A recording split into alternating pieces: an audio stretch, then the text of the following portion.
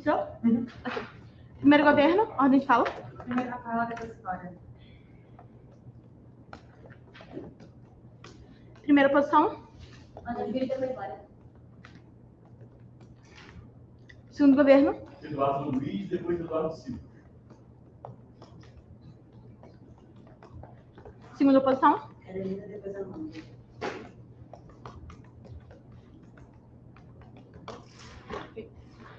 Primeiro-ministro, quando tiver vontade, tem até 7 minutos e 15 segundos para proferir seu discurso. Está reconhecida.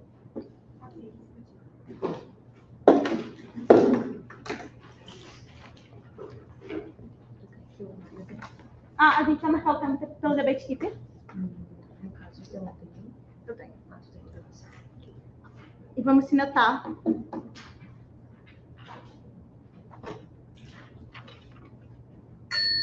Ok?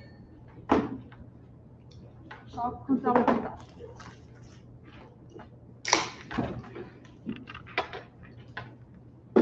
Boa tarde, gente. Eu sou a Rafa, muito animada aqui para debater com vocês a última rodada das classificatórias da Copa. Eu só tenho pensado nisso por muito tempo, então é meio triste que está acabando. Mas é. Eu começo meu discurso em 3, 2, 1, mesa. Esta casa se opõe ao programa de crédito do trabalhador. Aqui a gente vai estar discutindo justamente sobre esse programa e a gente tenta mostrar por que esse programa, na verdade, ele é o que acaba piorando a qualidade de vida dos trabalhadores. Tá, por quê? Primeiro, vamos entender o que é esse programa de crédito do trabalhador. Ele é um programa de empréstimos consignados para trabalhadores CLTs. Eles são aqueles ali que eles trabalham com a carteira assinada e eles têm justamente essa vida onde eles vivem de cheque em cheque para poder construir sua vida.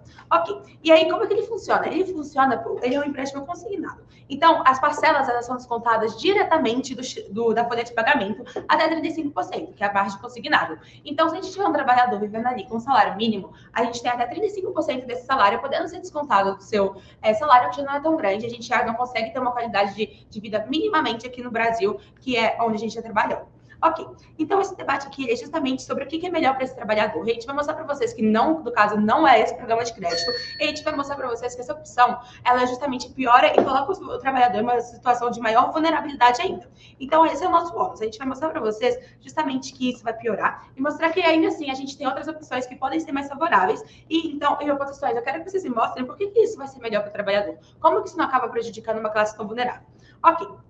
Tá. Então, por que isso prejudica o trabalhador? A gente está apoiando isso justamente porque esse trabalhador, ele já é uma classe vulnerável, como eu disse. Ele é um trabalhador que trabalha com a carteira assinada. E a gente coloca que a média dos trabalhadores que trabalham com a carteira assinada, eles justamente recebem um salário mínimo, ou sendo generosos, 2, 3 ali no trabalhador médio. Eles não ganham muito. E justamente, a pessoa que ela vai atrás do empréstimo é uma pessoa que tem necessidade disso. Seja para poder pagar uma dívida já que existe, que ela conseguiu de outras formas, seja para poder comprar um carro, para poder pagar um tratamento médico. São pessoas em situações vulneráveis que elas estão indo ali justamente para elas poderem conseguir arcar com coisas que elas precisam. Quem pega empréstimo consignado dessa forma, que são pessoas que são descontadas, que são empréstimos descontados diretamente da folha de pagamento, elas são pessoas que estão ali necessitando daquele dinheiro. Antes de continuar, vai para Lara. Então, o cara provavelmente vai se liquidar em qualquer momento desse trabalho. Você acha melhor tentar com um de juros controlados, em vez de falar de algo digital, para tudo mais? Sim, muito obrigada. Então, ele vai estar se endividando com juros controlados, e é aí que começa o meu caso, mostrando para vocês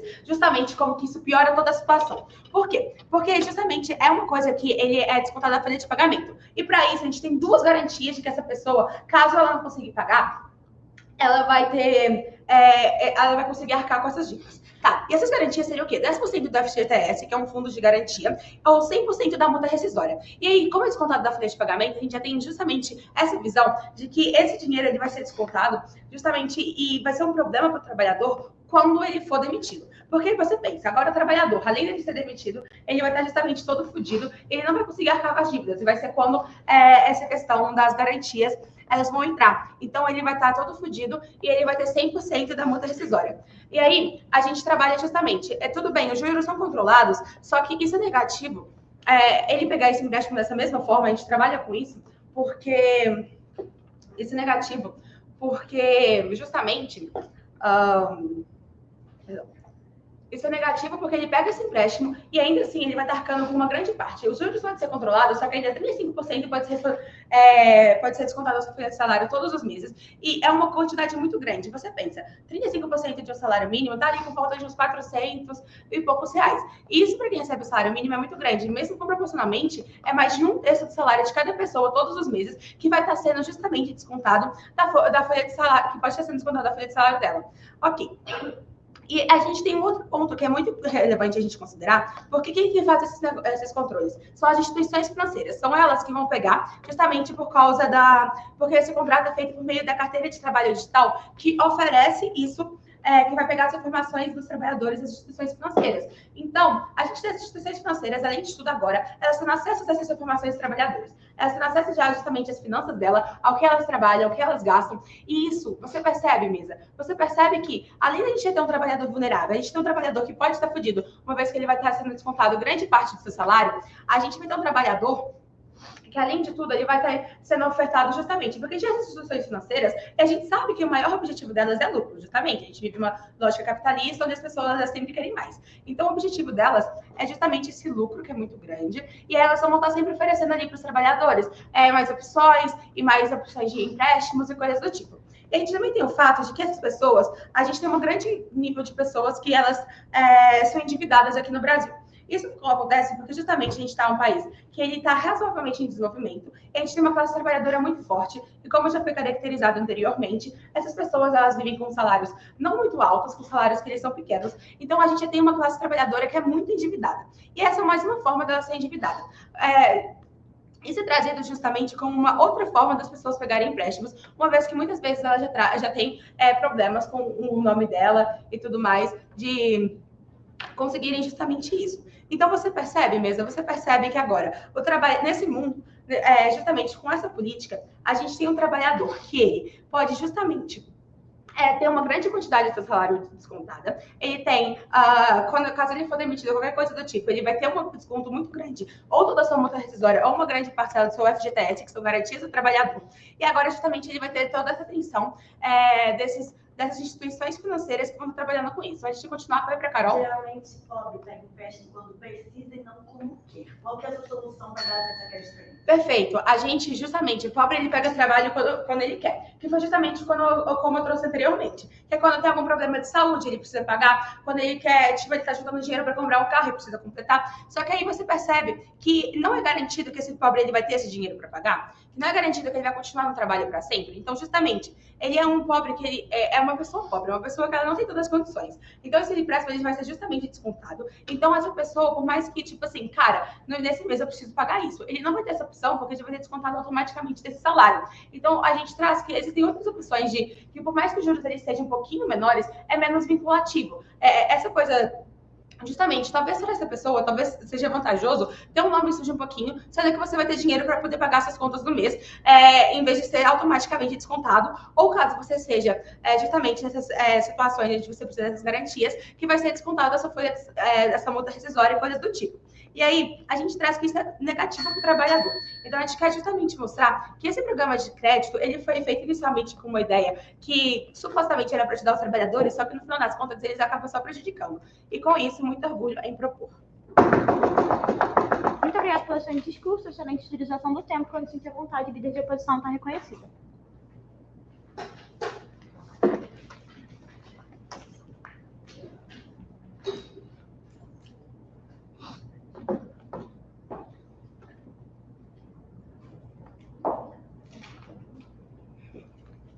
Oi, gente. Meu nome é Ana Júlia, eu sou do Senato. Se inscreva no canal da Condeb.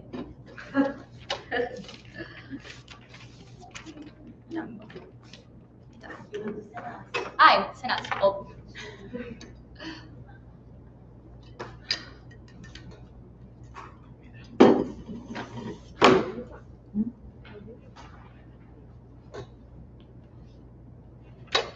Inicio meu discurso em 3, 2, 1. Mas a primeira oposição acha que o crédito do trabalhador é positivo, porque ele incentiva a seguridade social, fazendo com que as pessoas queiram ser CLT, então a gente resolve um problema de uberização e precarização no nosso cenário, mas mais do que isso, ele possibilita que aquele pobre, aquela pessoa de classe média baixa, tenha estabilidade por finalmente conseguir acessar crédito sem se embananar com dívida depois. Mas vamos lá. Definições importantes que não foram rodadas pelo primeiro governo para a gente clarificar sobre o que a gente está falando.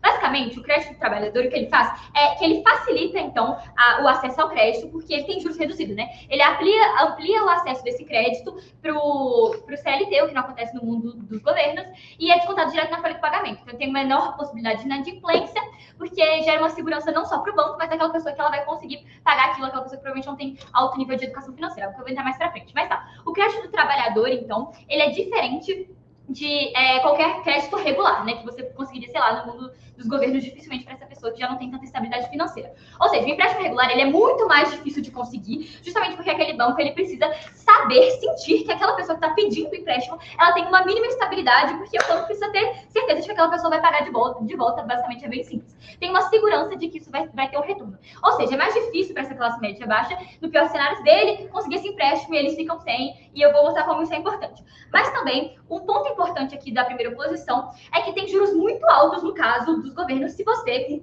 uma pessoa que é CLT, então você é classe média baixa, se você conseguir esse empréstimo, ele ainda vai ser um empréstimo que vai ser superfaturado, justamente porque você está nesse cenário de muito mais instabilidade do lado deles do que no nosso. Ou seja, já que a métrica de qualidade de vida dessa população que é vulnerabilizada, a gente está onerando a população que já é mais vulnerabilizada no cenário deles, a partir do momento em que a gente coloca, então, um empréstimo que vai ser muito mais difícil de pagar e que essa pessoa provavelmente não vai ter condição de fazer isso. Em oposição, tem um esforço maior para conseguir cumprir o crédito e não ficar com prejuízo, justamente porque você não precisa pensar, né? Só vai ser descontado na sua folha direta.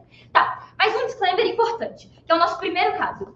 O sonho do CLT, Mesa, é conseguir ascender na vida. Essas pessoas, elas têm esse sonho de ascensão social que dificilmente vão conseguir sem o assistencialismo. Ou seja, é importante para essas pessoas que elas consigam esse crédito para elas alcançarem seus sonhos. Esse crédito é importante para a qualidade de vida, que é a métrica do primeiro governo, justamente porque ele é a base da possibilidade, a única possibilidade de ascensão social que essas pessoas vão ter na vida. Ou seja, a partir desse empréstimo que eu vou conseguir a minha casa própria, vou conseguir pagar um plano de saúde que é melhorzinho, não vou depender do SUS, eu vou ter um carro próprio, eu vou comprar uma geladeira, e a partir dessa base que eu vou consolidar, a partir do momento que eu consigo esse crédito e que eu tenho certeza que eu vou conseguir pagar esse crédito no longo prazo, eu consigo, então, dar baby steps e conseguir ascender socialmente. Então, essas pequenas conquistas que fazem com que a desigualdade social seja mitigada e equalize essa pessoa de renda no nível de estabilidade e segurança estão do nosso lado. O que acontece, então, mesmo, em termos práticos, no mundo de governo, né? A gente vai ter essa dificuldade de acesso ao crédito, porque os stakeholders desse debate são pessoas mais vulneráveis mesmo, pessoas que não têm, como eu disse, um perfil muito sedutor para grandes bancos para terem esse crédito no mundo dos governos. Eles são pouco confiáveis, pouco atrativos, então é possível que eles não sejam, esses créditos não sejam cedidos. Mas tudo bem, vou trabalhar no melhor cenário deles. A gente tem uma dificuldade em não transformar um empréstimo em um fardo quando a gente consegue alcançar esse empréstimo no melhor cenário deles. A gente está falando mesmo, vamos ser realistas, de um cidadão que ele é de classe média baixa, ou seja, ele é pouco informado sobre a economia no geral. Se eu mesma não sei como, sei lá, algo muito profundo assim funciona, essa pessoa vai saber menos ainda. Ela não sabe controlar o dinheiro dela, porque, convenhamos, isso é difícil. Você precisa ter um capital intelectual e uma rede de apoio muito grande para conseguir fazer isso de uma maneira que seja segura. O problema aqui é que o crédito mesmo, a partir do momento que ele é conseguido em ambos os cenários, ele simboliza uma nova vida para aquele trabalhador. Ou seja, isso tende a mudar a autopercepção que a pessoa tem sobre ela mesma. A partir do momento que eu consigo esse empréstimo, então eu consigo comprar minha casa própria e ascender na vida, eu me sinto valorado, eu me sinto visto pela sociedade pela primeira vez na vida. Isso cria um incentivo fortíssimo em mundos de governo para que eu queira gastar cada vez mais e entrar nesse ciclo consumista, porque é a única maneira que ele vai encontrar de ser valorado aos olhos da sociedade. Então, um incentivo para gastar mais e buscar créditos ainda mais e me embananar ainda mais em questão de pagar esse crédito no longo prazo. Assim, nesse longo prazo, a gente acaba meio que se atrapalhando com essa dívida e não conseguindo ter, como eu disse, essa base intelectual de educação financeira que é necessária para você conseguir ter, de forma prática, uma possibilidade de mitigar essa dívida no longo prazo. Vai. Vocês não acham que estão violando a dignidade humana em poder economia? Não, mano, foda-se, a dignidade humana, se você acha que ela é tão importante assim, ela é violada o tempo todo. Sua autonomia, por exemplo, é violada quando o Estado te obriga a pagar imposto. Sua autonomia, sua dignidade, entre aspas, é violada quando você tem que abdicar de algum direito em prol de um direito social que é maior. O Estado, ele tem que ser assistencialista nesse momento, justamente porque essas pessoas, primeiro, que não está sendo obrigada a fazer isso, mas enfim, primeiro porque essas pessoas, elas têm o direito de alcançar, alcançar a ascensão social e mitigar a desigualdade que é provocada pelo próprio sistema capitalista e Estado como um todo. Isso é irrelevante. E se vocês querem rodar isso, boa sorte, que vocês vão perder. Mas tá. Por que o cenário das oposições é melhor? O dinheiro mesmo, ele está sendo tirado diretamente do seu salário. Ou seja, não tem chance de você não conseguir pagar. Mesmo que o poder de compra diminua temporariamente, eu não me importo com isso, foda-se, porque depois você vai ter o dinheiro do empréstimo. É assim que funcionam empréstimos, tá? Pro primeiro governo. Então, o impacto de qualidade de vida do primeiro governo, ele é muito pouco comparativo. É uma escolha mesmo, é um trade-off. Sim, você vai diminuir um pouco da sua renda salarial mensal, mas você faz isso em prol de alcançar aquele sonho, que é basicamente o que vai te dar a possibilidade de ascensão social, vai fazer com que você se sinta valorado. Esse pontapé inicial da ascensão social é um trade-off que vale a pena no meu mundo. Agora, segundo ponto mesmo, é que a gente está tendo cada vez mais a ascensão de discursos falaciosos e meritocráticos que seduzem e fazem as pessoas de baixa renda se enganarem. Ou seja, as pessoas acham que se elas migrarem dessa seguridade social que o CLT oferece e irem para o microempreendimento, elas vão suceder na vida. Mas isso é mentira, justamente porque tudo isso depende de uma rede muito grande de networking, de um privilégio que seja antecedente à própria existência daquela pessoa, de sorte, e basicamente porque o sistema capitalista não é um sistema justo. Então, essa pessoa, o que está acontecendo no status quo, basicamente com esse discurso de tigrinho e tudo que a gente vê que ilude essas pessoas, importa justamente porque essas pessoas são incentivadas a migrarem da estabilidade do CLT com o apoio do empréstimo, que dá margem para ela crescer e migrar para um crescimento social, para uberização. Ou seja, no mundo deles, a gente vai ter uma massa de precariado que não vai ter estabilidade e justamente vai perder na métrica de qualidade de vida imposta pelo próprio primeiro governo. Essa pessoa, uma vez que ela está uberizada e precarizada, ela não vai ter aí mesmo chance de acesso a crédito, porque ela se torna um investidor que é cada vez menos seduzente para aquele banco em primeiro lugar. E essas pessoas que não são formais, elas não contribuem para o Estado como um todo, o que piora o sentido assistencialista do Estado no mundo de governos, é um ônus que eles têm que lidar. O que eu faço na primeira posição, basicamente, não é só facilitar o CLT e dar essa catapulta para ele conseguir alcançar seus sonhos e assim ter ascensão social, mas eu mudo a promessa de sedução. A promessa de sedução não é agora você ir lá e ser um microempreendedor e se fuder depois e ficar sem nenhum tipo de assistencialismo social. A promessa de sedução é você CLT e você ter acesso àquele crédito e acesso à seguridade social que vai te fazer, aí sim, ter uma dignidade maior. Muito obrigada pelo seu discurso, excelente utilização do tempo, quando tiver vontade, vice-primeira-ministra está reconhecida.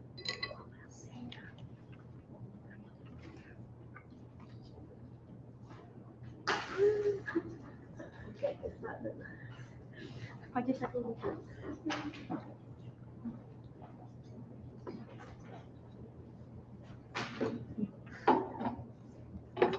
Oi, gente. Primeiramente, é um prazer enorme estar aqui com vocês. Enfim, meu primeiro campeonato presencial, e ainda como novice, então é uma honra muito grande. Só vou colocar o relógio aqui, para poder já começar meus discursos.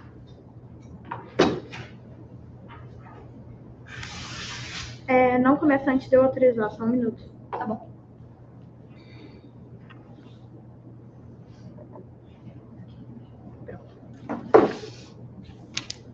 Quando sentir à vontade. Começo meu discurso em 5, 4, 3, 2, 1. Bom, primeiramente, mesmo caso, continuando aqui o caso que a Rafinha fez, em G, justamente porque a gente acha que esse tipo de empréstimo, que especificamente é um consignado, aliás, ele não é qualquer tipo de empréstimo, e aqui parece que oposições simplesmente não conseguiram trabalhar o que de fato é um empréstimo consignado, ou seja, não é qualquer empréstimo que você pega com uma instituição financeira aleatória, mas um empréstimo específico que muitas vezes você pega o valor todo de uma vez e depois você fica com a dívida a longo prazo. Isso é uma coisa que acontece extremamente, é a modalidade de empréstimo mais comum que você tem em todo o mercado bancário brasileiro, mas explicitamente porque geralmente o consignado tem tanto os valores mais altos de juros, ao mesmo tempo que ele une juros, uma garantia real, ou seja, ele penaliza o trabalhador em todas as frentes possíveis. Além disso, ele retira o valor diretamente do seu próprio salário. Ou seja, esse trabalhador ele se torna muito mais vulnerabilizado em todo o cenário, justamente porque o empréstimo consignado, muitas vezes, ele é o pior tipo de empréstimo do trabalhador mais vulnerabilizado. Isso porque essas condições facilitadas, na verdade, e aqui para o primeiro governo isso é muito importante, na verdade elas são muito falsas, elas são extremamente enganosas, e é justamente aí que a instituição financeira mais pega a pessoa mais desesperada e mais desesperada. Isso porque isso expande não só a oferta, mas também a demanda por empréstimos. E isso, apesar do que oposições tentam optar, na verdade não é o melhor cenário possível. Isso pode ser sim o pior cenário possível quando você tem o pior tipo de empréstimo possível sendo ofertado para esse tipo de pessoa.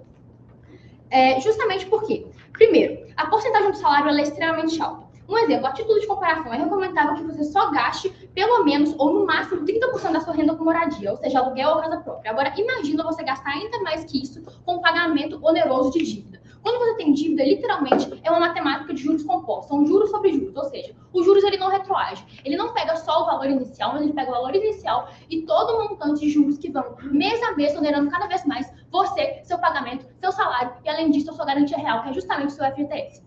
Ou seja, esse juros sobre juros, ele não retroage, mas ele se soma ao valor contraído da dívida a cada mês. Ou seja, essa condição piora cada vez mais e o cliente se mostra cada vez menos capaz de pagar as dívidas.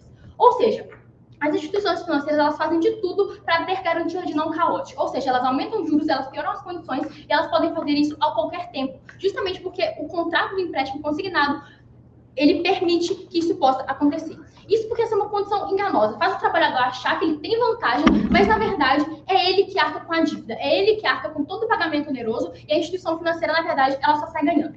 Justamente porque a gente tem práticas extremamente comuns no mercado bancário que não são reguladas por lei, como, por exemplo, você fazer venda casada, quando você coloca a venda de um seguro atrelada a um empréstimo consignado para você melhorar a sua condição.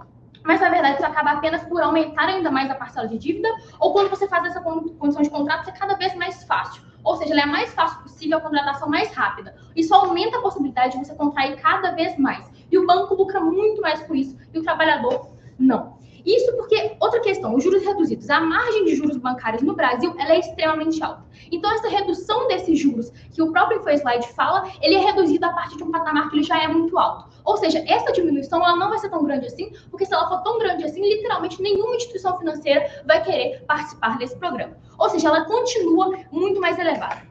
Quem contrata a pessoa e quem faz o pagamento é justamente a instituição financeira. Então, essa diminuição não é tão grande, porque esse agente é o mais egoísta da moção, ele tem cada vez menos incentivos para dar as melhores condições para esse trabalhador, porque ele lucra justamente em cima dele. E ele é um agente com poder real de fazer valer seu interesse sobre a parte mais fraca da corda, que é justamente o trabalhador. Esse trabalhador que ele é bombardeado pelo marketing para contratar esse produto o tempo todo, agora não só pelo governo, que teoricamente é um agente no qual ele confia e no qual também dentro dessa moção, muitas vezes ele é associado com Seguridade Social, então esse trabalhador ele é encarado duplamente, tanto por uma instituição que ela é completamente egoísta, que é o próprio banco, quanto agora por uma condição que ele achava que era completamente confiável, que é o governo, justamente porque ele associa isso com o seu FGTS, que muitas vezes é a única condição de segurança que ele tem.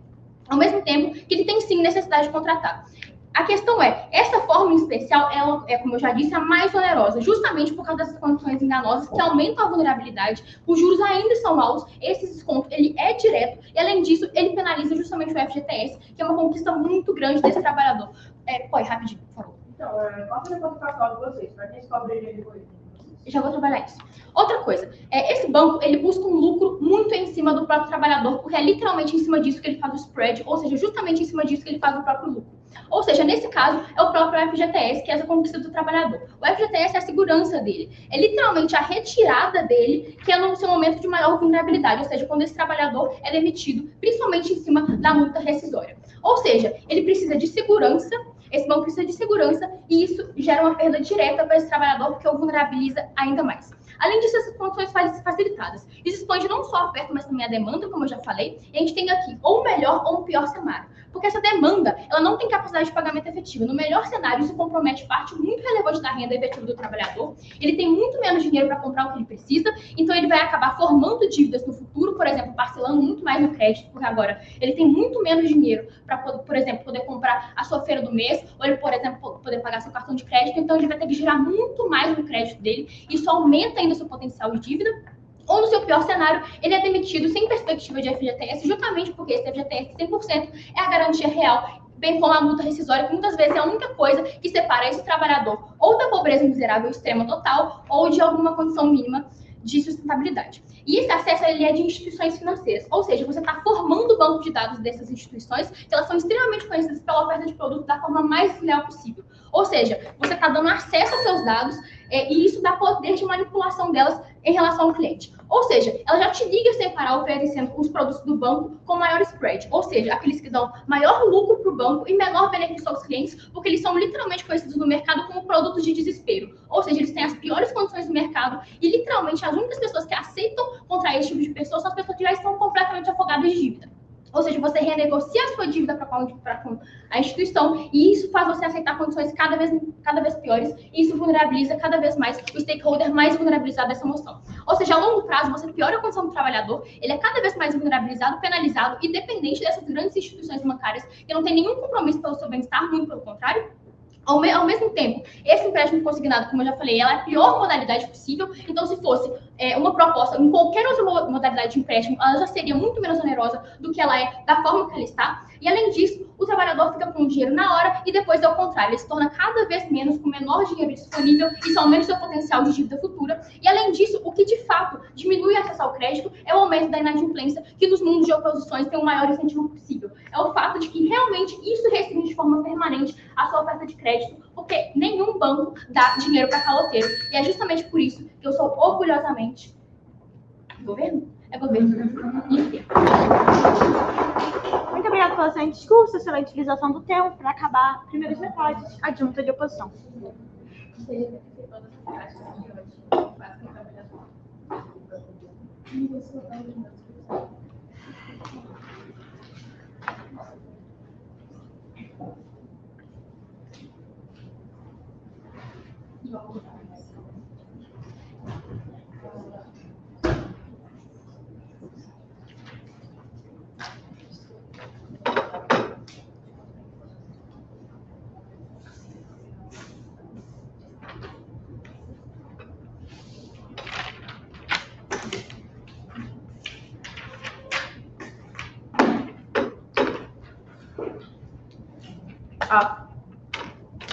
Oi, de novo, meu nome é Lara Holanda, da disciplina Condep, tá? Não, eu só tava falando com a câmera aqui, mas oi. Boa tarde, noite, se é tarde. Vou iniciar em alguns segundos.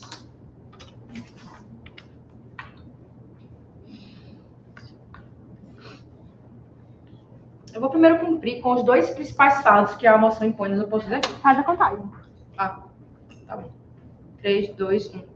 Eu vou primeiro cumprir com os dois fatos principais que a moção impõe nas oposições e que são os nossos anos obrigatórios de prova para conseguir esse debate. Esses bem conhecidos. O primeiro deles é, o governo pode falar, vocês vão gerar mais endividamento basicamente crônico. Resposta, comparativo bem claro aqui. É melhor, comparativamente nesse trade-off, me endividar com juros controlados do que apenas cair em mecanismos alternativos que são contra o factual que eles não lidam, como o crédito rotativo e as notas digitais, basicamente. O problema nesse debate mesmo não é o crédito per si, é se um crédito que é mal estruturado, mal planejado, mal organizado e principalmente mal controlado. E aqui eu tenho, com o programa de defende, um limite bem claro, que é 30%. Eu tenho também o desconto, que é basicamente em folha, que impede a inadimplência, uma coisa atrás da outra, e a regulação bem forte com o FGTS, além de tanto a portabilidade do crédito e a renegociação, dois mecanismos importantes que são facilitados pelo CTPS digital, basicamente, que é a moção do portal digital, e aqui eu já tenho também um ganho de menos burocracia, mais simplicidade, diálogo com casos no sobre populações que não são bancarizadas. Segundo ônus, talvez seja mais rápido de dar, que é basicamente, vamos fuder o FGTS, você, tipo, sabe, você for demitido, você vai ter mais segurança de crédito, você vai estar merda. Resposta. Mesa, a moção impõe que basicamente 10% desse saldo vai ser usado e os outros 90% vão basicamente continuar lá meio que tocados. Então, a multa rescisória, ela só entra se a pessoa autorizar. E a maioria das pessoas vai preferir, obviamente, não autorizar isso. É lógico que, tipo, é a autonomia quase que existe aqui dentro disso. Agora tá, indo para o conjuntivo e basicamente porque esse debate tem que ser muito mastigadinho e não tem como tudo que eu vou falar basicamente vai dar um push-up no caso da Ana Júlia sobre o papai e a população vulnerável e tudo mais.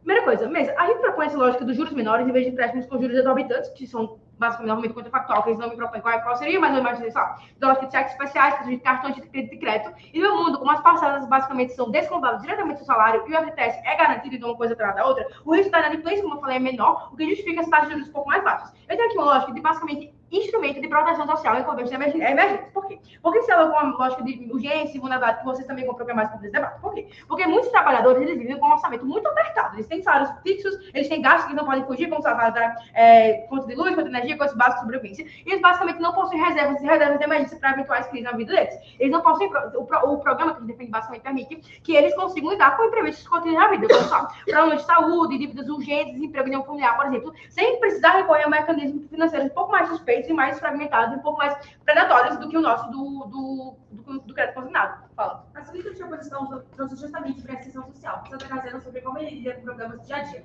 Não, mas uma coisa está atrás da outra. Tipo, uma coisa não está mais da outra. Tipo assim, eu posso criar ascendência socialmente e ainda assim conseguir me manter na minha vida. Tipo, quando você consegue se manter na sua vida direito, você depois, eventualmente, assim, eu não sei porque isso é comparativo. Tipo, Isso, uma coisa está literalmente atrás da outra. Eu acho que a minha lógica é mais parecida do que a dela, mas é a mesma coisa. Agora, continuando com o nosso caso, certo? Beleza, basicamente, em vez do FGTS ficar parado, que é o problema que a gente tem aqui no Brasil atual, no status quo, basicamente o FGTS é parado, que é tipo, ele basicamente ele rende abaixo da inflação, basicamente sempre, isso é uma coisa que o FGTS tem um problema dele no status quo atual, ele rende sempre abaixo da inflação, ele é um pouco mais estagnado, o dinheiro que está lá não se movimenta, basicamente. Parte dele agora vai servir para alguma coisa, para quem mais precisa. Parte dele agora vai servir basicamente como garantidor de crédito. E você pode fazer isso com o que? Com isso? Algumas coisas que ninguém explicou até agora. Então, basicamente, como fazer reformas, pagar dívidas um pouco mais caras, ou até mesmo investir quando você já tiver essa base somente sedimentada com um pouco mais tempo, e você tem sua própria qualificação profissional, a qualificação profissional da sua família, etc. Enfim, a autonomia da pessoa decidir o que faz, o que ela faz ou não faz. Sabe que vezes atrás a série julgou que era improcedente esse que o FGTS tivesse níveis de inflação, você sabe? Sei, mas tipo assim, a moção está defendendo foi implementada em março de 2025, então 2 anos atrás não é mais tipo o status quo do debate, o status quo agora é outro. Então tá, então, enfim, esses programas, agora trabalhando um pouco mais na casa da uberização e da formação da Ana Júlia. Mas esses programas, eles basicamente valorizam o emprego formal. Você tem como se fosse uma pré-condição para você fazer parte. Você tem alguma lógica de emprego formal, você tem um salário mínimo que seja, enfim, você tem que ter alguma lógica de vinculação com o trabalho formal e o trabalho, enfim, empresarial no Brasil. E a gente sabe que o problema do status quo é justamente esse. A gente tem cada vez mais a uberização, a gente não tem tanto incentivo assim para você CLT, você tem cada vez mais estimulado, sabe? Faz a sua própria vida, lógica de grind mesmo, tipo, só que você não tem condições de ter trabalho assim, você às vezes até não quer, você tem lógica, sabe? Assim, as lógicas de muito acessadas do Estado por parte da Bolsa Família, Bolsa Estudo, Bolsa tudo mais. A diferença desse programa aqui para programas mais estados é porque ele tem um incentivo a você trabalhar. Porque só você trabalhando, sendo CLT e sendo formal, você vai ter acesso a esse crédito, que é muito melhor, tipo, muito mais arriscado do que qualquer outro tipo de contrafactual. Você apenas trabalhando com carteira assinada vai ter acesso a isso. Então, eu tenho um incentivo à valorização, eu tenho uma lógica de busca também por direitos trabalhistas aqui, já que uma coisa atrás da outra, você vai querer trabalhar, você vai querer ter mais direitos, para você ter acesso finalmente a esse crédito. Alguém tem mais algum point? Tá. Continuando aqui, então.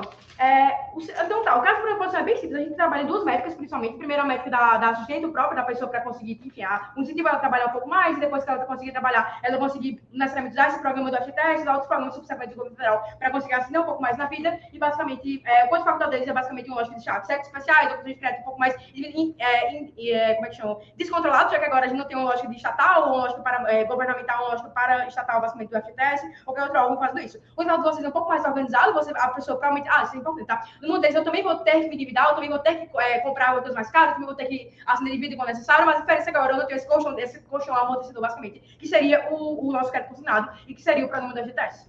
Muito orgulho, hein?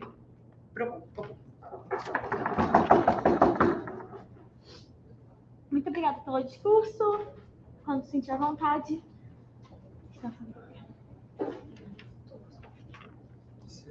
Só uns segundinhos. Boa noite, meu nome é Eduardo Luiz, eu sou da SDUR junto do tudo. Então, vou estar começando em 3, 2, 1. Mesa, as 2 casas até agora falharam em caracterizar uma coisa muito importante. Qual é o sistema em que nós vivemos? Atualmente, desde a Segunda Guerra Mundial, nós vivemos um sistema onde o Estado vê a dignidade como heteronomia. Isto é, não importa a autonomia da pessoa para se autodeterminar o que é bom para ela, mas importa também uma noção externa do que a sociedade acha que é bom para essa pessoa. E aqui vocês vão entender melhor esses sentidos. Por que isso é importante? O direito do trabalho se insere nessa lógica. O direito do trabalho foi criado dentro dessa lógica de heteronomia. Ela foi criada não pelo que o trabalhador acha que é bom para ele, mas pelo que o Estado e a sociedade reconhecem que é bom para ele a longo prazo. E eu vou explicar isso melhor. Então, veja. Aqui a gente está falando que a gente vai ceder o FGTS, que a gente não falou ainda a função do FGTS. Como ele foi criado? Ele foi criado justamente nessa heteronomia. Se o trabalhador fica desamparado em sua velhice, onde ele não pode mais trabalhar, onde ele não pode mais produzir, onde ele não pode mais garantir seu sustento, quem teria que financiar esse trabalhador para garantir sua dignidade humana? Seria quem mais do que o Estado? O Estado teria esse ônus, o Estado teria esse fardo de garantir o trabalhador. E esse vai ser um dos pontos que a gente vai trabalhar. Primeiro, o fardo do Estado e segundo, o fardo do trabalhador. Então, o trabalhador que não tendo o FGTS, ele fica mais vulnerável em sua vida, porque o Estado, porque ele não tem o quê? Ele não tem conhecimento financeiro. O Brasil é um país que não tem conhecimento financeiro. A população é majoritariamente uma população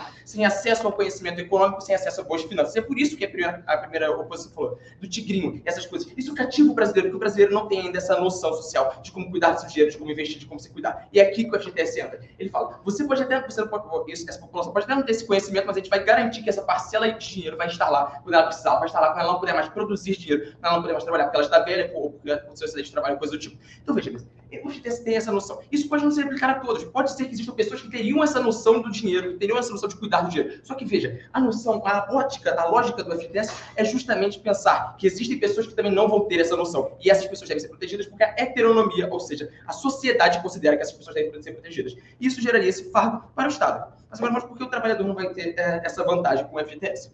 Veja, gente, Porque a gente está falando aqui de um crédito facilitado. Essas pessoas já não têm acesso ao crédito comum. Elas já não são pessoas que provavelmente vão ter condições de arcar com os ônus desse empréstimo. Elas são pessoas que vão ficar vulnerabilizadas aqui. Elas vão perder parte dos seus salários e vão poder viver ainda mais miseráveis. Elas não vão ter condições de se sustentar. E ao longo prazo, vamos supor que ela seja demitida, ela vai perder até 5% da sua multa rescisória. E quando ela se aposentar, ela vai perder seu FGTS. Nesses dois cenários, essa pessoa fica desamparada. No que ela vai viver? Ela vai viver do sol? Ela vai viver do ar? Não, ela vai precisar de dinheiro. E aqui ela vai ela vai ter problemas com a sua dignidade. Por quê?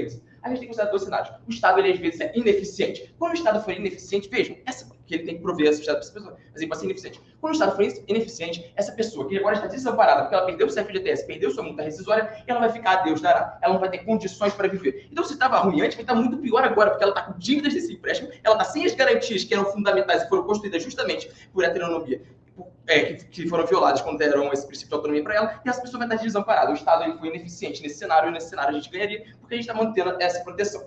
Então, veja, mesmo que o Estado seja eficiente, isso ainda seria um problema. Porque essa pessoa desamparada acaba virando um fardo para o Estado. Essa pessoa desamparada acaba virando alguém que precisa ser financiada pelo Estado, precisa ser bancada pelo Estado. Isso é negativo para o Estado. Então, esses são os dois métodos que a gente trabalha. Primeiro, com o Estado eficiente. O Estado eficiente, ele sofre com um ônus muito grande, isso é problemático. E o Estado ineficiente, a própria pessoa vai sofrer com esse ônus muito grande. Pode falar. Realmente, acho que deve ser tanto assim a pandemia. Olha só, a gente não consegue considerar quantas pessoas vai precisar de dinheiro quando ela estiver velha. A gente não sabe quantos anos ela vai passar aposentada. Você não tem como mensurar isso. E é justamente por isso que a gente protege o FGTS em sua totalidade. A gente considera que vão existir cenários, vão existir pessoas que vão precisar desse dinheiro. E a gente, enquanto heteronomia, e não pensando caso a caso, porque é impossível a gente individualizar caso a caso, porque existe uma pluralidade muito grande de pessoas no Brasil, a gente tem que pensar no quê? A gente tem que pensar sempre nesse cenário de proteger a maioria, proteger essa grande parcela, essa parcela mais vulnerabilizada, essa parcela que não vai conseguir ter condições na velhice. Então, veja, mesmo que existissem pessoas que tenham essa noção psicológica de manter o dinheiro, ter esse conhecimento econômico, isso ainda seria negativo, porque vão existir sempre aquelas pessoas, ainda mais num país desigual e sem conhecimento financeiro, por exemplo, que não vão ter essa noção. Pode falar, por favor. Não, justamente, não importa se é 10 ou 52 anos. O FGTS vai precisar ter 10% do meu mundo, então o Estado não vai quebrar o salário por conta disso, vai ter outros votos apoiados. Não necessariamente, eu acho que eu entendi mais ou menos o que você falou. Você está falando que 10% seria relevante, a pessoa vai ter uma forma de se garantir que faz o empréstimo. Veja, a pessoa pegar empréstimo não tem nenhuma garantia de que ela tem uma melhora real na condição de vida dela. Porque essa pessoa, ela já está em uma situação ruim, essa pessoa não tem provavelmente nenhum conhecimento financeiro. Como é que a gente pode garantir que pegar o FGTS vai necessariamente gerar bônus para ela? Vai ser retornado em proveito para ela? O que a gente tem que pensar aqui, ainda mais como governo, é na principiologia por trás da atual noção do ordenamento jurídico de proteção heterônoma. É a proteção porque a gente tem que proteger justamente essas pessoas vulnerabilizadas, ainda mais considerando a situação da nossa população que não tem um bom conhecimento. Então, quais são os nossos impactos?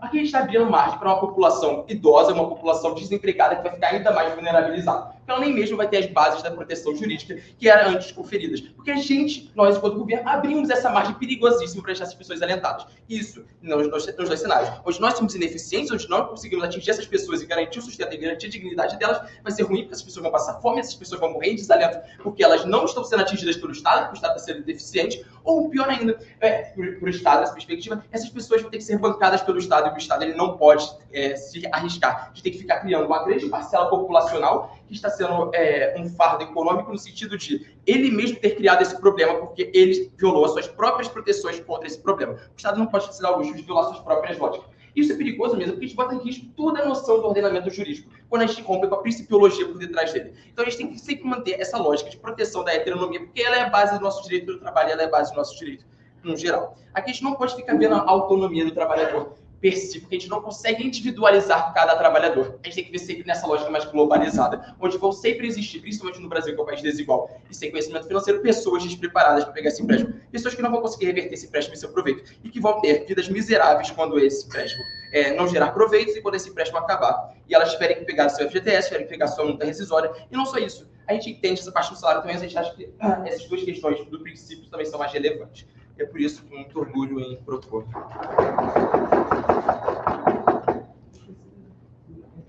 Muito obrigada pelo excelente discurso, excelente utilização do tempo. Quando sentir a vontade, extensão de oposição.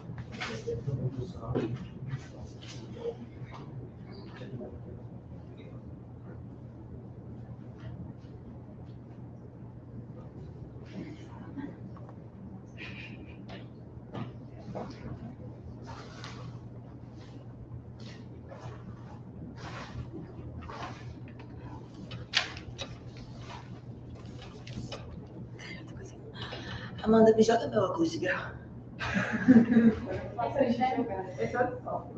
Não, amiga, esse é de sol. Como é que eu vou enxergar com isso? Esse é de sol, amiga. Amiga, esse é de sol. O que eu vou fazer com isso? Estilo, né? Eu já não tô enxergando. Eu vou botar óculos escuros. É pelo estilo. É pelo estilo que eu fico sem, né? Eu não consigo ler, eu fico sem.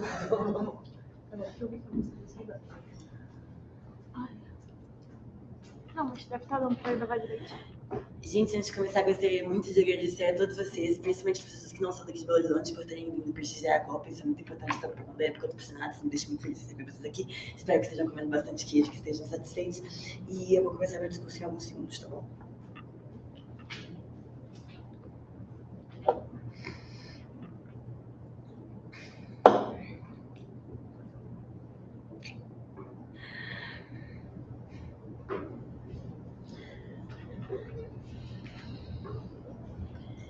Cinco, 4, 3, 2, 1. Eu vou facilitar o trabalho da Amanda no IB, já vou começar o meu discurso dizendo por que os governos estão fora do debate. Porque nada do que eles dizem é excludente o suficiente para ser responsabilizável diretamente pelo programa de crédito trabalhador. A Rafa estava falando aqui que o seu grande problema é quando você é demitido. O seu problema quando você foi demitido é que você foi demitido e você tem alguns mecanismos acessórios de amortização desse problema, como, por exemplo, seguro-desemprego.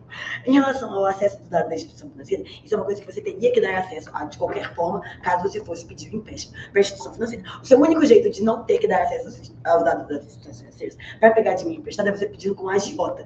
Mas, no fim das contas, a gente acha que isso também não é uma opção boa.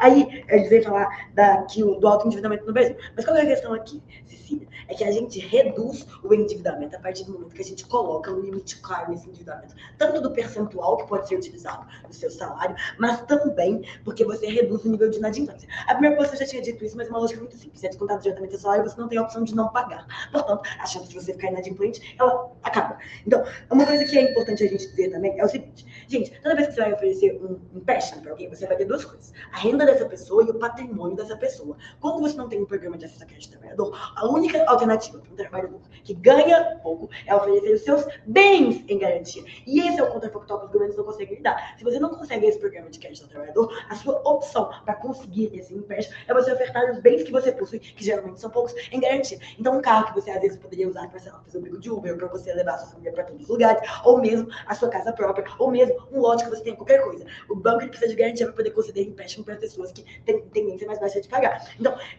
o contrafactual aqui, do lado dos governos, não é o trabalhador deixando de precisar de dinheiro, muito menos deixando de pegar dinheiro emprestado. O contrafactual é ele perdendo bens na execução das dívidas que ele foi inadimplente a pagar. Uma coisa que é importante a gente estabelecer também é o seguinte: a Vitória está falando que o empréstimo consignado é o pior tipo de empréstimo, mas Vitória, presta atenção, isso aqui não é um empréstimo consignado normal, isso é um empréstimo consignado específico de um programa do governo. Então, um empréstimo consignado com condições diferentes, com juros controlados. E aí, a gente tem uma questão que é, o banco só participa se os juros for alto, mas aqui a gente tem um programa governamental, portanto, é intuitivo que existam incentivos governamentais diretos para esses bancos, que não são apenas a ultra exploração por meio de juros tão abusivos quanto eles geralmente praticam. Há uma outra questão importante para vocês dizerem é o seguinte: a população sem educação financeira. Mas aqui você tem um parâmetro básico de educação financeira a partir do momento que você reduz o índice de inadimplência, portanto, o índice de pessoas que têm um nome sujo é menor.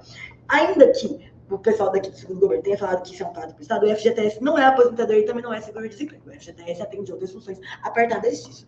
E eles estão falando que vulnerabiliza idosos e desempregados. Gente, idosos e desempregados não tem emprego CLT para poder pegar esse empréstimo consignado. Foda-se idosos e foda-se os desempregados. Mas aqui, por que a gente está falando em segunda oposição, que só a gente que traz? Como que o contrafactual é muito mais grave? Em geral, o trabalhador, ele sabe que ele não tem tanto dinheiro assim, ele sabe que a condição de pagamento dele é baixa e ele sabe que comprometer 30% do salário dele é muita coisa. Então, geralmente, para você pegar esse empréstimo é porque você precisa. E aqui a gente está falando de vários tipos de precisar diferentes. A gente pode estar falando de uma reforma na sua casa, de um problema de saúde sério. E quando você precisa de dinheiro, você precisa e ponto. Não existe a opção não pegar o dinheiro. Você realmente precisa daquilo. Então, quais são as alternativas que acontecem quando você não tem esse tipo de problema? A primeira alternativa é endividamento familiar. Porque o que acontece é, você tem nome sujo, então você precisa de dinheiro emprestado. Você não consegue pegar dinheiro emprestado porque o seu nome está sujo. Então, o que você faz é pedir o CPF da tua irmã. E aí o problema vai se expandindo no seu ciclo familiar, ainda que você tenha um trabalho. Porque você ter um trabalho não significa que você tem patrimônio para dar de garantia, não significa que você tem um aporte tão alto assim. Portanto, no nosso cenário, a gente pelo menos garante que essa pessoa seja capaz de sozinha, sem prejudicar a sua família,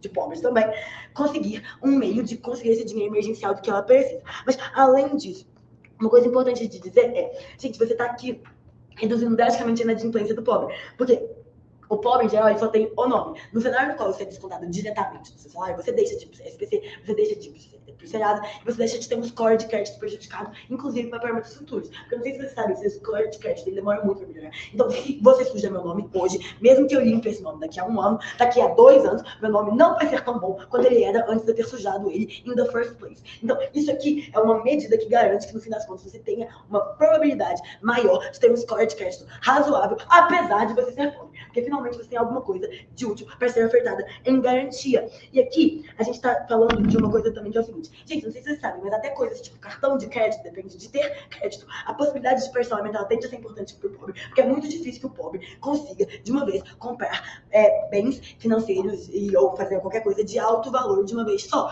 Até eu, que nem sou tão pobre assim, quando eu vou comprar muita roupinha, eu preciso parcelar. No fim das contas, o parcelamento é uma coisa muito importante para as pessoas possam conseguir ter acesso às coisas. E você precisa de ter crédito para poder fazer isso. Se você tem seu nome sujo, você está no SPC, você tem dívida da sua família, você não tem esse crédito. Nesse cenário aqui, a gente tem uma alternativa. Ah, é a melhor alternativa do mundo? Não, a melhor alternativa do mundo é ninguém ser pobre, mas isso não existe. Então, o que a gente tem que fazer é, se o pobre precisa de dinheiro, dê esse dinheiro para ele. E aqui, a gente tem uma lógica mais sofisticada que a lógica da primeira posição, por 2 motivos. O primeiro deles é o seguinte, a Ana estava falando sobre como você acessar esses bens, esse dinheiro que precisa, para você se sentir melhor. Mas essa não é a questão aqui. A questão é que você deixa de se sentir pior. Porque, no fim das contas, pouco importa o que você vai ganhar, importa o que você pode perder. A partir do momento que você é um pobre, está vulnerável, já tem uma série de problemas, já tem uma série de questões financeiras, e você está precisando de dinheiro, emergencialmente você não consegue, a sua situação passa a piorar, porque você começa a ficar ansioso com a forma como você vai para sua família. Você começa a ficar deprimido pela falta de condições de ter aquele dinheiro que você ativamente tende a precisar. Porque se você não precisasse, você não estava pegando esse empréstimo. Você não estaria comprometendo ativamente o seu salário por um tempo prolongado se você não, de fato, precisasse daquele dinheiro. Ah, mas, na verdade, tem uma pessoa específica que ela não precisa. Ela vai gastar tudo com luxo. Ainda que isso seja possível, isso é improvável, mas mesmo que seja provável, isso é simétrico nos dois cenários. As pessoas descontroladas em educação financeira, elas vão fazer merda de qualquer jeito com o dinheiro delas. Não importa que mecanismo você tem de usar para mitigar isso daí. Então, o que a gente desprova na segunda oposição? A gente explica por que no cenário da gente, o trabalhador deixa de perder bens. Ele deixa de promover uma lógica de um ciclo predatório de endividamento familiar a partir do momento que você não tem nome. A gente também explica para vocês como que a gente consegue dar esses... evitar que esse pobre fique pior, evitar que ele endivide a família. E como que, na verdade, isso aqui é uma solução plausível para você, de fato, conseguir ampliar o acesso a crédito de uma população que não tem acesso a crédito e, de fato, precisa. Porque, no fim das contas, o pobre precisa de dinheiro, ele vai recorrer a alguém, seja para a tia dele, e depois ele vai ficar chateado, sujou o nome da tia, gera problema na família, ou isso aí de sujar o nome do uma briga familiar, vocês não têm ideia. E aí, além de você deixar de ter essas lógicas, você deixa de oferecer os seus bens em garantia, que é uma lógica relativamente simples, que a primeira posição não conseguiu trazer. Que se você não tem o que dar, se você não tem esse programa de crédito, você tem que dar alguma coisa em garantia para o banco para ele te emprestar dinheiro, mesmo correndo risco de você ser inadimplente porque você é pobre. No nosso cenário, você usa a sua força laboral, que é a coisa que o trabalhador, de fato, acaba tendo. E no cenário do governo, o pobre não tem opção a não ser dar os próprios bens em garantia ou pegar dinheiro com juros bem mais altos. Orgulho. Muito obrigada pelo excelente discurso, excelente utilização do tempo. Quando se sente à vontade, de governo.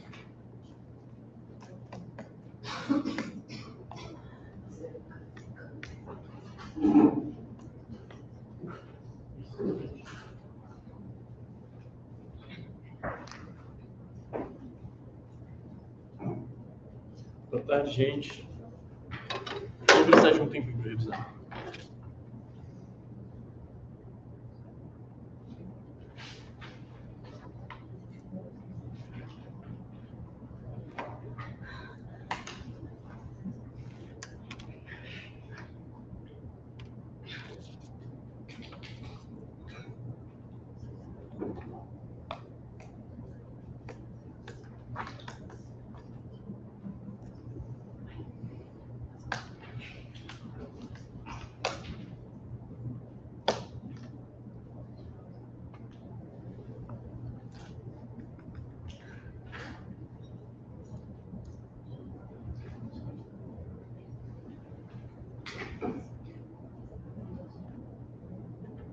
Quando quiser. Começo meu discurso em 5, 4, 3, 2, 1. Eu quero apresentar primeiro a linha que a gente tratou. A linha que a gente tratou, diferente das outras bancadas, é principiológica. Esse é o foco principal do que a gente quer trazer. Por que principiológico? Porque a gente mostra a realidade do Instituto. Por que existe FGTS? Por que existe salário? Por que eles são protegidos? E isso está minando eles. A lógica de existência disso é de proteção do trabalhador, é de direitos para o trabalhador. Isso efetivamente mina esses direitos, isso efetivamente tira a seguridade, isso efetivamente tira a única coisa que o trabalhador tinha como garantia, que é a integridade do seu salário, que é a integridade, por exemplo, do seu FGTS. Qualquer tentativa de minar isso necessariamente prejudica o trabalhador, independente do nível. E aqui é para se deixar claro, não é assim irrisório o nível, é 10% do FGTS, isso é muito dinheiro, principalmente para as pessoas que podem vir a precisar desse dinheiro. E não só os 10% do FGTS, os 35% do salário, os diversos fatores, diversas porcentagens que podem ser descontados desse trabalhador. Então, primeiro, não é ínfimo, e segundo, mesmo que fosse ínfimo, não deveria ser autorizado por princípio. O direito do trabalho, por princípio, não permite isso, porque pode vir até impactar depois o Estado e essas pessoas, isso já vou chegar, mas primeiro eu vou traçar algumas comparativas. Primeiro, com o primeiro governo, eu acho que fica bem claro a diferenciação e como a gente estende no caso, fica clara a diferenciação do nosso argumento para o argumento de primeiro governo. Eles trazem métricas de qualidade de vida, eles falam dos descontos dos salários, mas eles não tratam do longo termo nem da principiologia, eles não tratam do que realmente significa você começar a minar os direitos dos trabalhadores, não garantindo o salário, não garantindo o FGTS em sua integralidade. Isso a gente trata. E, inclusive, foram cometidos muitos erros dentro dos discursos de primeiro governo. Foram falados que, por exemplo, essas parcelas elas iam continuar aumentando conforme os juros fossem aumentando. Só que não é dessas formas que os juros funcionam. Você tem os juros calculados até a última parcela possível e você tem uma estabilidade do que é pagado com a passagem do tempo. Então, foram feitas algumas caracterizações não justas, mas esse é o ponto principal que a gente quer trazer. Não é só da qualidade de vida do trabalhador agora que vai ser minado agora, é do próprio sistema jurídico, do próprio sistema de proteção do trabalhador que é prejudicado com isso. Pode falar primeiro, Gabriel. Tirando a derivação da segunda oposição, se você quer rodar princípio, você tem que me provar não só porque ele é inviolável, mas por que ele está sendo violado. Você não faz isso. Eu provei que ele está sendo inviolado, não só eu provei, como a minha dupla provou. Você tem direitos que são constituídos desde o princípio da dignidade como heteronomia, e de forma que você precisa dar uma proteção especial do trabalhador. Isso daí mina os direitos do trabalhador, porque você torna não protegidos aqueles direitos que anteriormente foram constituídos como antes intocáveis. Você não pode tocar no FGTS, você não pode tocar na folha de salário do trabalhador, ao menos em casos muito específicos, mas não nessa relação de empréstimo. Isso é principiológico por sistema jurídico, isso é principiológico por história, isso é principiológico e isso fica muito claro nos nossos dois discursos. Não é válido o seu apoio. Antes disso, fala assim. Esse é principiológico não é absoluto. Você já pode usar a FGTS para fazer várias coisas, como por exemplo, comprar uma casa. Cadê essa lógica toda do Estado das Mulheres? Sim, mas é uma relação diferente porque nesse caso você está permitindo para empréstimo. Empréstimo é necessariamente diferente nesse caso por causa da tradição que você tem no Brasil, principalmente de não planejamento financeiro. Quando você compra uma casa, isso é algo que é essencial. Uma casa é um domicílio para a pessoa, um domicílio para a família. E não é uma lógica de você pegar um empréstimo que você pode acabar reduzindo a consumismos, como foi tratado pela primeira oposição, eu vou trazer, e qualquer empréstimo. Inclusive, vocês falaram de algumas coisas que a defesa dos bens de trabalhadores, que se você não tivesse esse sistema, que ele teria que, por exemplo, penhorar seus bens, dar como garantia, mas não é simplesmente assim, sabe? Não é tão grande o ônus que a gente tem que lidar com essa sua perspectiva, porque você tem, por exemplo, o domicílio que você mesma citou, ele é impenhorável, tem coisas que não são penhoráveis, tem coisas que têm um certo nível de proteção para o trabalhador. Mas eu quero continuar rapidinho para um O. Eu fiquei muito confuso com o primeiro discurso de um O, principalmente porque eles trouxeram várias coisas que eu senti que ajudavam mais no nosso caso, da questão do consumismo, quando a pessoa pega um empréstimo. essa facilidade do empréstimo não necessariamente significa que a pessoa ela vai investir naquilo, ter um conhecimento financeiro a longo prazo. A pessoa ela pode simplesmente gastar tudo que ela tem. Essa pessoa, ela não, sabe, ficou confuso, ficou fraco o argumento de vocês. Mas... E vocês também falaram que essa possibilidade de conseguir crédito pelo trabalho incentivaria as pessoas a trabalhar, porque as pessoas trabalhando, elas teriam acesso a esse crédito. Mas eu acho que o incentivo ao trabalho ele é imposto pela realidade. As pessoas precisam trabalhar para comer, as pessoas precisam trabalhar para viver. Então, você dizer que, poxa, esse crédito vai incentivar as pessoas a trabalharem, porque aí elas vão conseguir empréstimo, não faz sentido. Sabe? É anterior a isso. A necessidade de trabalho é imposta pela realidade. Então, por isso, acho que fica meio descolado vocês dentro do debate.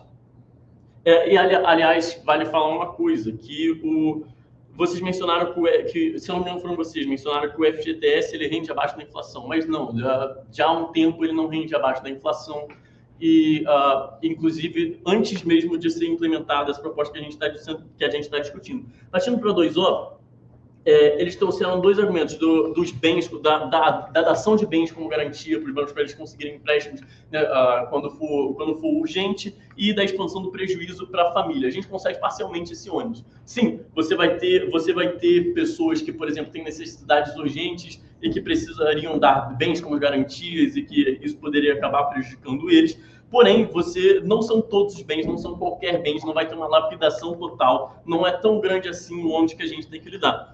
E segundo, vocês falam da expansão do prejuízo para a família. Mas, assim, também acontece no caso de vocês. Porque se você tem um desconto da folha de salário, se você tem um desconto do FGTS, isso daí vai impactar a família também. Isso daí vai impactar também aquela pessoa quando ela for se aposentar. Então acaba que fica redundante o ônus que vocês apresentaram, não é tão grande assim. Muito prazer. Excelente utilização do tempo, quando se ter vontade para encerrar o debate, o IP de oposição.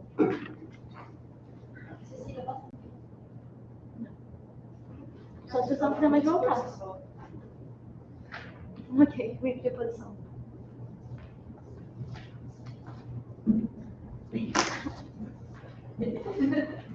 Não tem o que fazer. São regras do VP.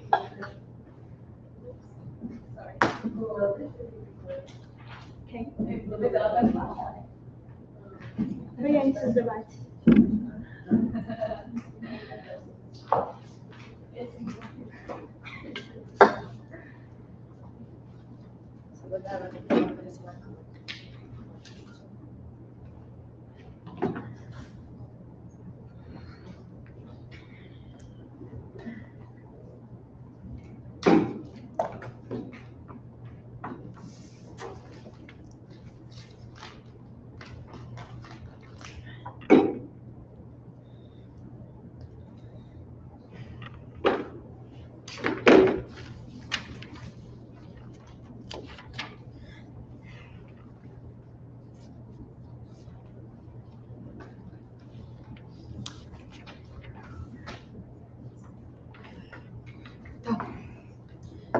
Apresentar para a câmera. Nossa, estou muito cansada. Meu nome é Amanda, sou de Senatos e muito prazer estar debatendo com vocês. Muito bom ver vários senators nessa sala. E inicio meu discurso em 3, 2...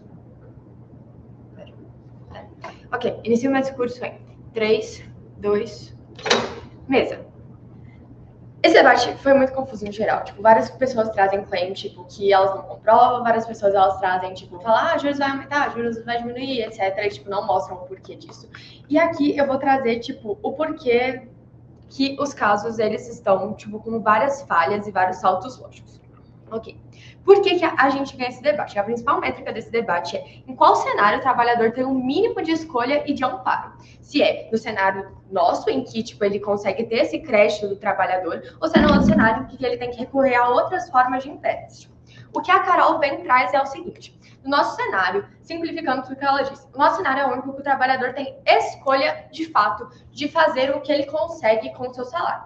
como já foi muito bem caracterizado no debate, o trabalhador é um pobre fudido, classe média, não tem condições, na maioria das vezes ele não tem muitos bens, ele não tem muitas coisas com que dar garantia para de fato conseguir pegar esse empréstimo. E esse empréstimo normalmente vem por questão de necessidade, na maioria das vezes. Por ser uma questão justamente de necessidade, é algo que ele não consegue evitar. Por que é melhor no nosso cenário que a gente tenha essa política de crédito do trabalhador do que no cenário em que ele tem que recorrer a outros meios? Primeiro, no nosso cenário, o trabalhador ele tem de fato uma forma de conseguir garantia que afeta menos. Por quê? Ele consegue, sempre que você tem que pegar empréstimo no seu banco, tem que fazer alguma coisa que envolva dinheiro, você tem que dar uma garantia. No nosso, às vezes, a única garantia que ele tem é o salário dele, o FGTS. E aí, já rebatendo segundo o governo, o FGTS não é aposentadoria, eu sinto que eles confundem isso, mas a questão aqui é um programa que ele, de fato, consegue facilitar o acesso a esse empréstimo. Esse empréstimo vai ter que ser pego de qualquer forma. E aqui ele consegue ter a escolha de conseguir escolher o que vai ser melhor para ele. Se vai ser pegar esse empréstimo pelo crédito do trabalhador ou se vai ser pegar de outras formas. E é melhor pelo crédito do trabalhador, por quê?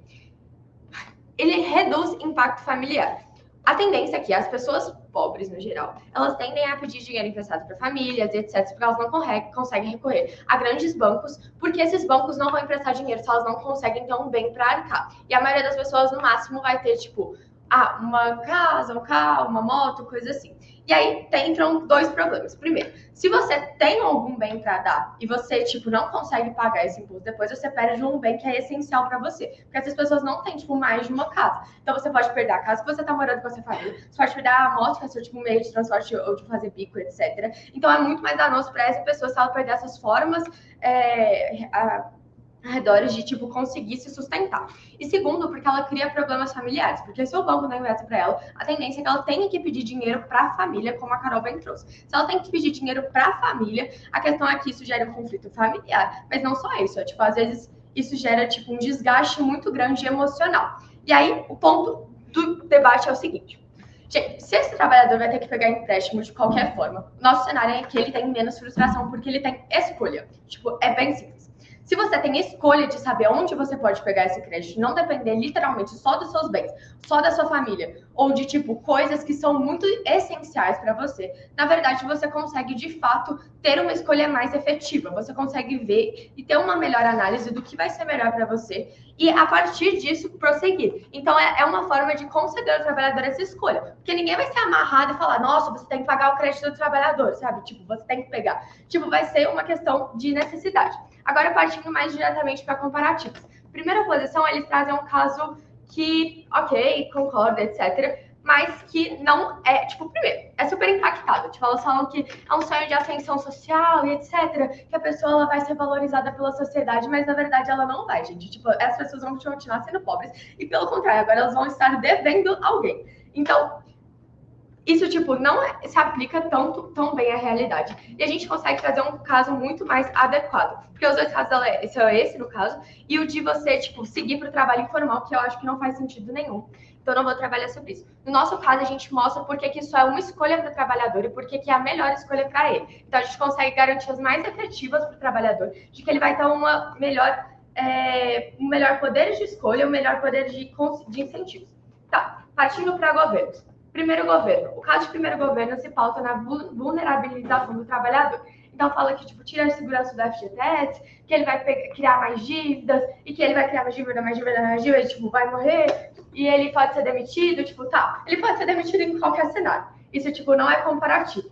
Segundo, tira a segurança do FGTS. Além do FGTS, o trabalhador tem outros direitos. Ele tem a aposentadoria, ele tem, reserva, fundo de garantia, essas coisas. Então, o FGTS não é tão taxa, tão essencial ao ponto de você, enfim, se pautar só nele. Aí, sobre cada vez criar mais dívidas. Gente, esse programa tem um limite porque é um programa governamental. O governo, ele não quer que as pessoas se endividem tanto assim. Porque, não é bom para o governo ter pessoas tão endividadas. Porque se as pessoas estão endividadas, o governo tem que arcar com isso de certa forma. E aí, já entrando no caso de 2G, eles falam que o Estado, ele tem que lidar com os endividamentos e que, viola os direitos dos trabalhadores. Mas, gente, é uma escolha. Igual eu falei, ninguém está sendo forçado ativamente a pegar esse empréstimo. É uma escolha. E por esse trabalhador ter essa escolha, é isso que mostra o porquê nosso caso é tão relevante nesse debate. É o único que o trabalhador tem devida poder de escolha para pegar esse empréstimo e pensar o que é melhor para ele, e não se limitar a meios que são muito mais difíceis.